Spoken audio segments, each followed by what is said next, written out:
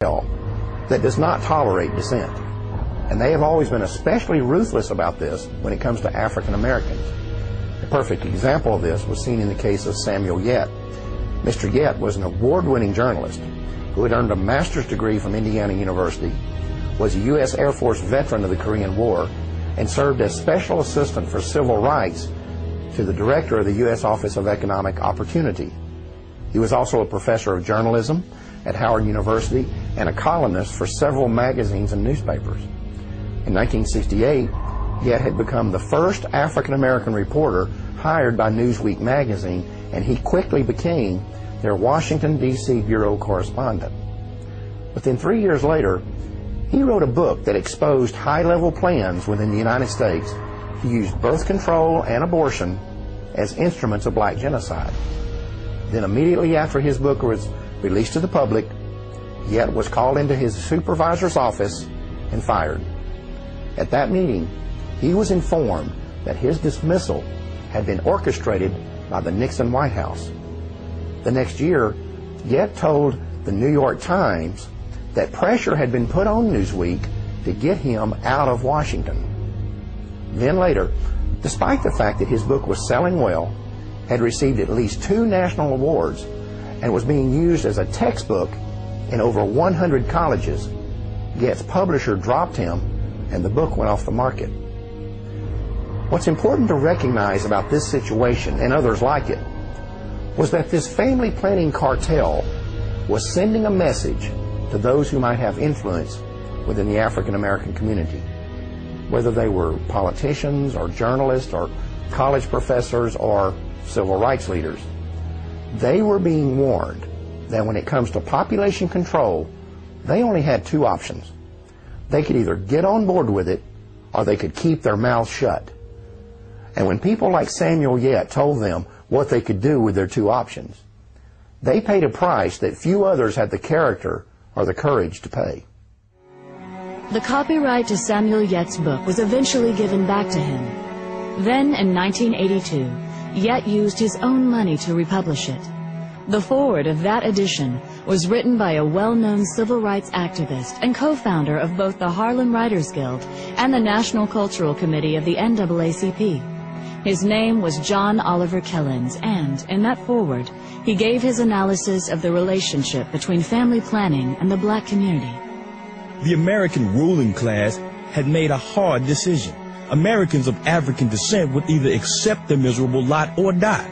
The Venerable Saturday Evening Post issued what might be termed as a white paper, in which it warned black America that they had better understand and accept the fact that absolute freedom and equality were not part of the game plan for them, and that the consequence of non-acceptance would be wholesale genocide. John Oliver Killens, 1982. The minister's work is also important, and also he should be trained, perhaps by the Federation, as to our ideals and the goal that we hope to reach. We do not want word to go out that we want to exterminate the Negro population, and the minister is the man who can straighten out that idea if it ever occurs to any of their more rebellious members. In 1939, Margaret Sanger wrote that in a letter to fellow eugenicist Clarence Gamble regarding the American Birth Control League's Negro Project. Gamble was an heir to the Procter & Gamble fortune and a major financial backer of Sanger's. He also provided funding for other eugenics projects and even gave money directly to the North Carolina Eugenics Board that sterilized Elaine Riddick. In fact, in 1947, he called for the expansion of that state's sterilization program, saying that for every feeble-minded person sterilized, 40 more were polluting and degrading the bloodlines of future generations with their defective genes. Sanger's letter makes it clear that the eugenics movement understood they would need to neutralize the opposition they might get from the church. They also knew that this would be especially crucial within the African American community. Their strategy was to manipulate church leadership into selling the illusion that support for eugenics was not inconsistent with the Christian faith. To do this, they would often recruit pastors to be frontmen for eugenics policies and provide them with prepackaged sermons on eugenics.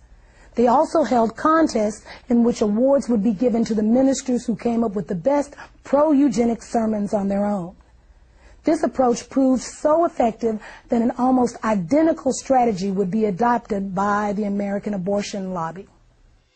In January of 1973, the Supreme Court legalized abortion on demand throughout the United States, and almost immediately, the Religious Coalition for Abortion Rights was formed. Less than a year earlier, the following conversation had taken place in the Oval Office of the White House. It began on the 30th of March, 1972, and continued 4 days later on the 3rd of April. This is an actual recording of that conversation. The speakers are the President of the United States, Republican Richard Nixon, and members of his senior staff. A majority of people in Colorado voted for abortion. I think a majority of people in Michigan voted for abortion.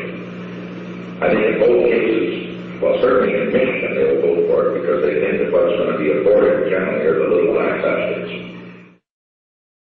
As I told you, we talked about it earlier, that a hell of a lot of people want to control the Negro bastard. Yeah. Isn't that very true? We know what we're talking about, population control. Sure. We're talking really, and what John Rockefeller realizes, the people in what we call our class control their populations. Sometimes they'll have a family of 6 or 7 or 8 or 9, but it's exception. The people who don't control their families are people, and the people that shouldn't have kids. Now that's the black population. Black in the city of San Francisco has gone from 3,000 right after World War II to where they represent 30% of the population of San Francisco. That's it.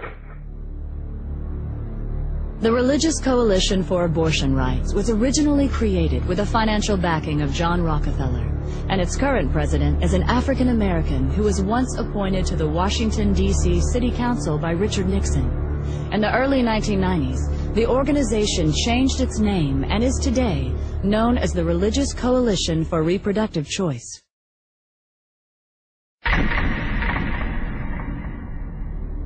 In 1969, a meeting of the United Nations Educational, Scientific, and Cultural Organization, also known as UNESCO, proposed that an American Population Commission be created with a, quote, large budget for propaganda, unquote. 4 months later, Republican President Richard Nixon signed legislation establishing the Commission on Population Growth and the American Future. The bill authorizing this new initiative had been passed with overwhelming support from congressional Democrats and was chaired by John Rockefeller. The executive director of the project was to be Dr. Charles F. Westhoff, who was also a member of both the American Eugenics Society and Planned Parenthood's National Advisory Council. Another member of this new commission was Dr. Joseph Beasley. In the 1960s, Beasley oversaw an aggressive eugenics program that concentrated on black neighborhoods in New Orleans with the stated intention of lowering welfare costs.